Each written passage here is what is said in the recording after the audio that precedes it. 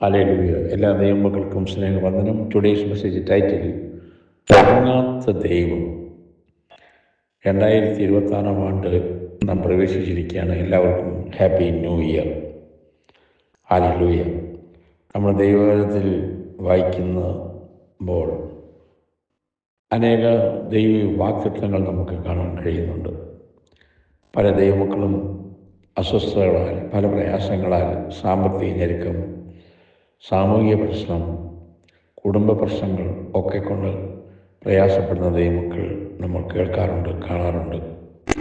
അതിനൊക്കെ മറുപടിയാവണ്ണം കർത്താവിൻ്റെ വചനത്തിൽ നമുക്ക് ആശ്രയിച്ചുകൊണ്ട് നമ്മുടെ ദൈവം നയിപ്പാന്നൊക്കെ നമുക്ക് ആഗ്രഹിക്കാം.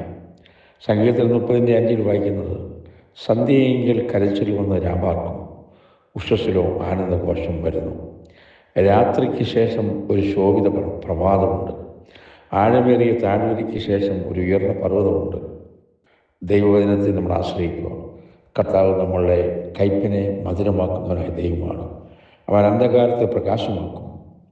അവൻ നമ്മുടെ കലക്കത്തെ സമാധാനവും ശൂന്യതയും നിറവും ലജ്ജയും മാനവും ബലഹീനതയെ ബലവും മാലിന്യത്തെ വിശുദ്ധിയും മരണത്തെ ജീവനും നരകത്തെ സ്വർഗവുമാക്കി തീർക്കും. യാതൊരു സംശയമില്ല. അവൻ്റെ വചനം അത് നിർവഹിക്കും. അതുകൊണ്ടാണ് ദൈവവചനത്തെ നമ്മൾ ഉത്സാഹത്തിൻ്റെ വചനമെന്ന് പറഞ്ഞ് അത് ഏറ്റെടുക്കുക. നമ്മളെ ധൈര്യപ്പെടുത്തുന്ന എല്ലാവിധമായ ശത്രുവിൻ്റെ പൊരുകളെയും യേശുവിൻ്റെ ആത്മാവിനാൽ നാം അവയെ ശാസിക്കുക, പത്സിക്കുക. സ്തോത്രം. ഒരു വൈദികൻ്റെ ചരിത്രത്തിൽ വായിക്കുന്നൊരു കാര്യം, ഒരു വൈദികൻ പ്രാർത്ഥനയ്ക്ക് വേണ്ടി ഒരു സ്ഥലത്ത് പോയി. പ്രാർത്ഥന കഴിഞ്ഞ് മടങ്ങി വരുമ്പം വഴിതെറ്റിപ്പോയി.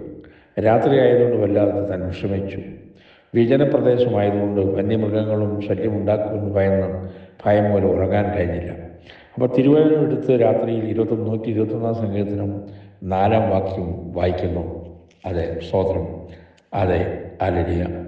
യഹോവ നിന്റെ പരിപാലകൻ, മയങ്ങുകയില്ല, ഉറങ്ങുകയുമില്ല. ആ വാക്യം. സ്തോത്രം. ഇസ്രായേലിൻ്റെ പരിപാലകൻ മയങ്ങുന്നില്ലല്ലോ.